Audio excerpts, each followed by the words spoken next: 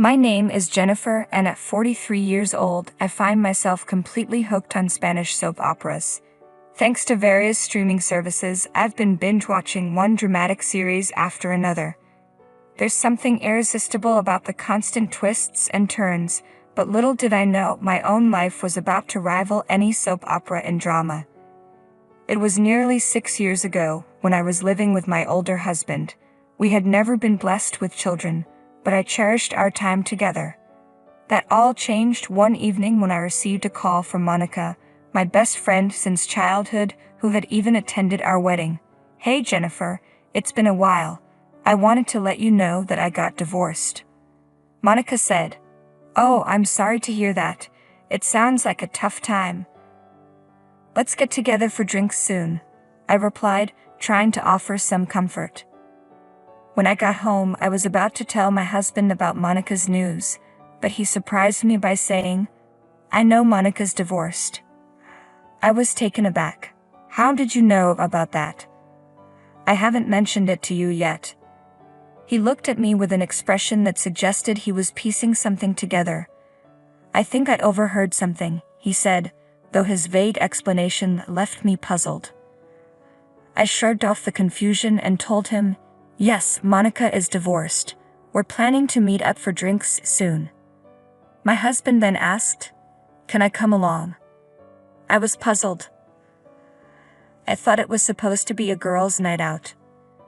Despite my hesitation, I agreed to ask Monica if it was all right for him to join us. To my surprise, Monica responded enthusiastically, "Sure, let's all go out for drinks together." I was disappointed, wishing for a girls-only evening, but I relented. In the end, the three of us, my husband Monica, and I, met up for drinks. The night turned out to be quite enjoyable. Monica vented about her ex-husband's shortcomings, and we all shared laughs over her stories. It felt like we were having a great time, but when I excused myself to use the restroom and returned, I was taken aback by the sight of Monica and my husband gazing deeply into each other's eyes and engaged in a conversation that seemed a bit too intimate. A knot formed in my stomach as I took in the scene. The evening had started off as a simple gathering, but now I couldn't shake the uneasy feeling that something was amiss. Couldn't shake the feeling that something seemed too intimate between them. They hadn't seen each other since our wedding, so how did they become so chummy after just a few drinks? It felt like I was intruding on a date between two people who were clearly more than just old friends. When I returned to my seat, they had resumed their normal demeanor, acting as if nothing had happened. I wondered if I was overreacting, but the uneasy feeling lingered. As the evening drew to a close, I decided it was time to settle the bill and leave. Monica was quite drunk, and my husband casually mentioned, "I'll take her home." His nonchalant attitude caught me off guard.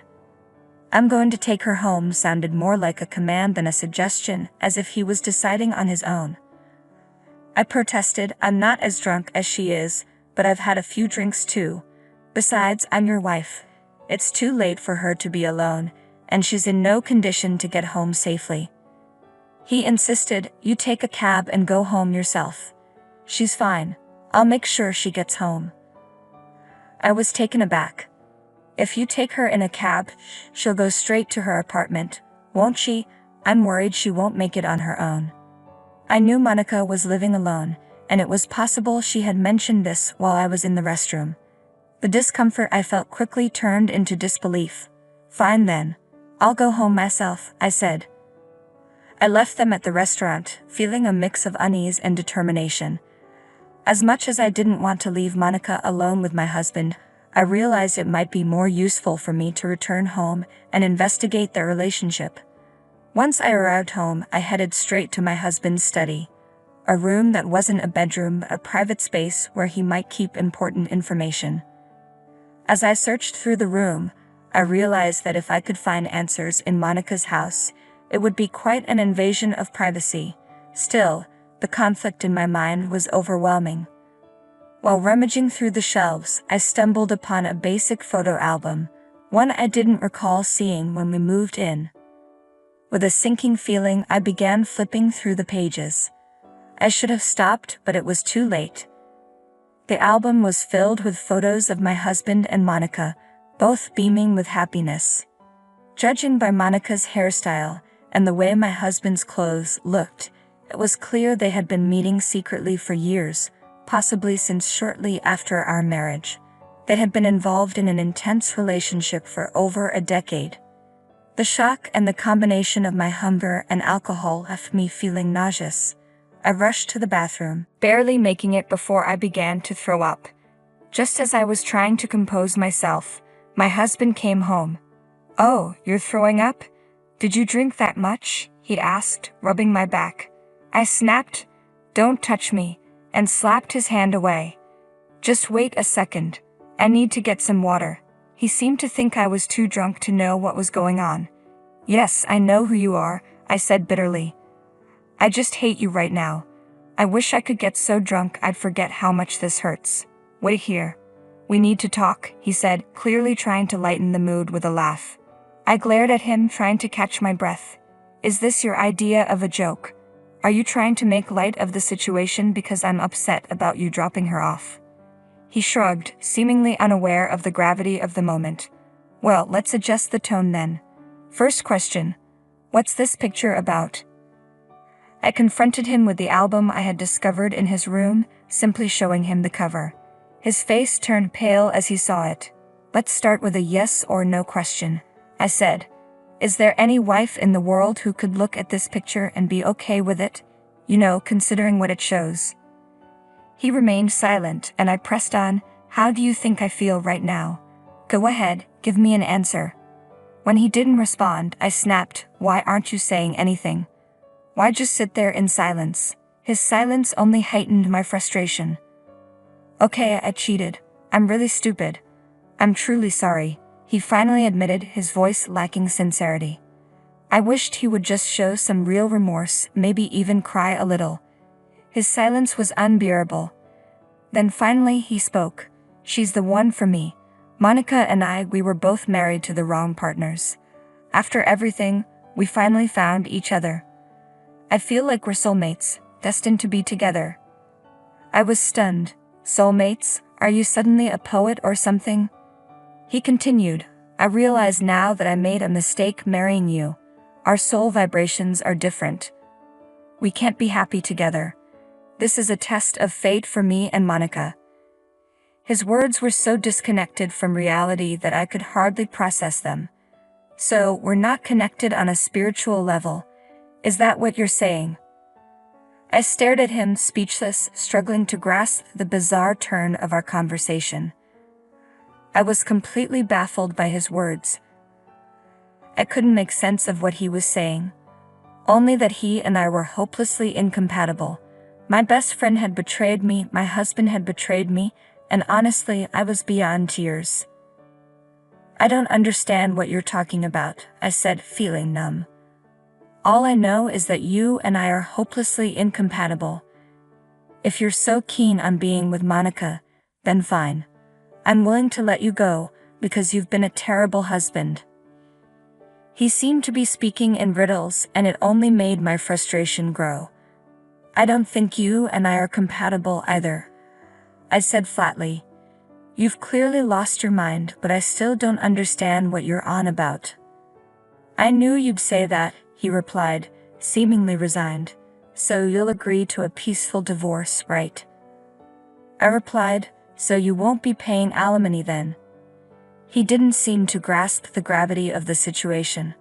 "I don't think I'm in the right spiritual mindset to deal with you right now," he said, his voice trailing off as if he were in a different world.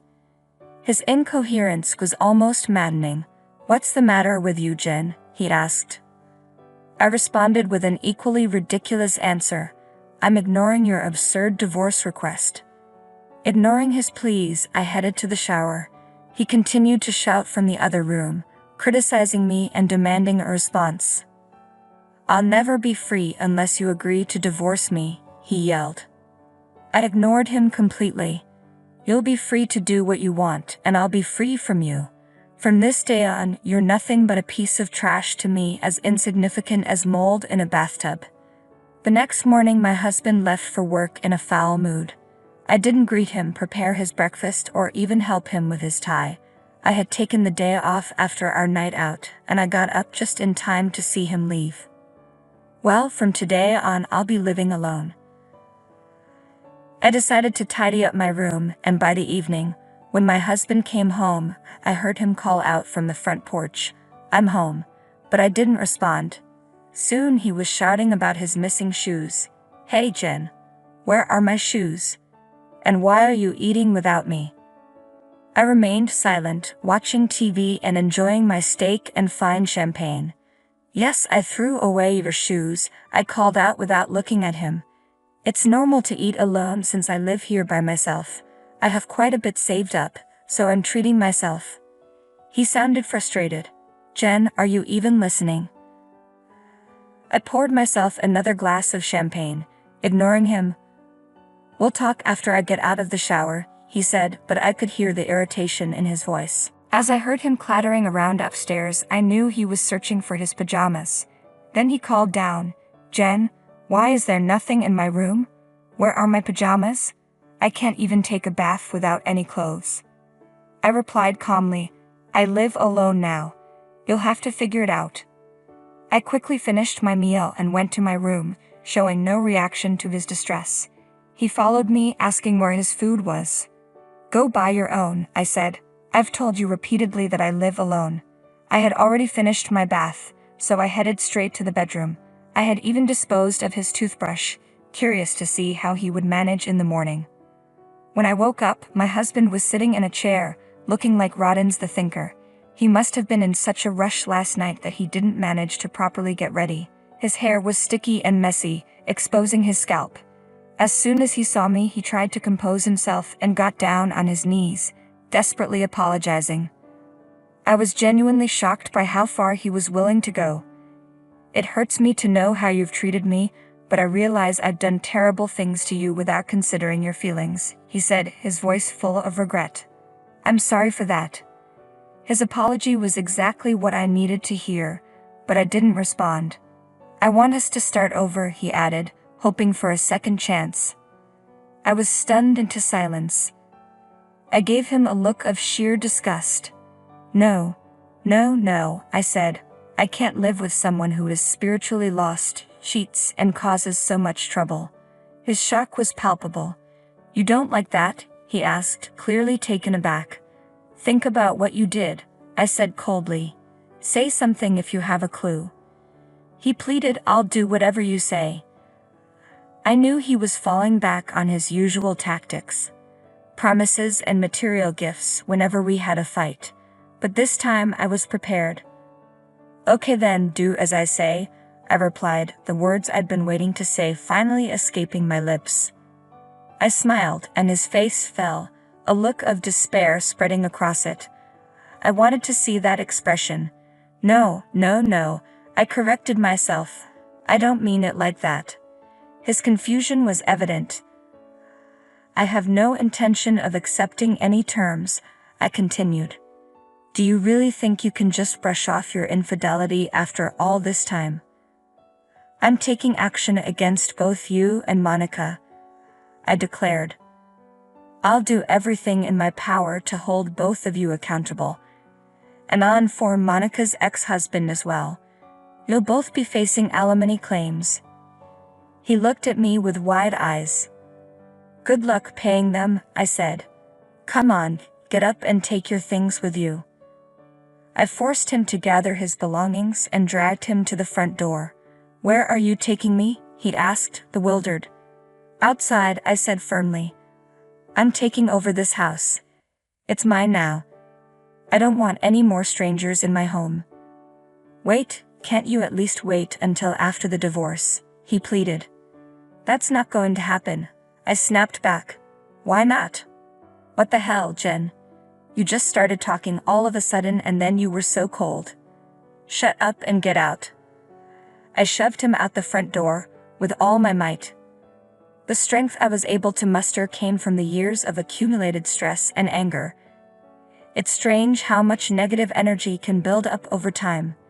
Before the divorce papers were finalized, we all, my husband Monica, her ex-husband, and I, met to discuss things. Monica admitted she had fallen for my husband at our wedding and had approached him immediately afterward. Their affair began then, and they had been discreetly continuing their relationship, hoping to stay under the radar until they were both free. They had been cheating on both their families. Monica's ex-husband was devastated when he first learned of the affair. I had no sympathy for the situation. Instead, I was relieved. The evidence they provided would support my claim for alimony. After being kicked out of our home, my husband moved in with Monica. But when she received the alimony demands from both me and her ex-husband, reality hit her hard. "We can't remarry if we're in debt," she said. "I need to find someone with better financial prospects." She gave him the boot, despite her claims of a spiritual connection with him. "Isn't she the soulmate you thought you were connected to on a deeper level? And now you're losing her over money." I couldn't help but feel disgusted by their predicament. Suck it up, I thought. This is what you get for betraying your wife. 6 years have passed since then. While I was paying alimony, my ex-husband retired and had to spend most of his retirement funds on those payments. He still struggles, and Monica's situation isn't any better. She's living in tough conditions, having exhausted her savings on alimony, and no man would want to remarry her in her current state.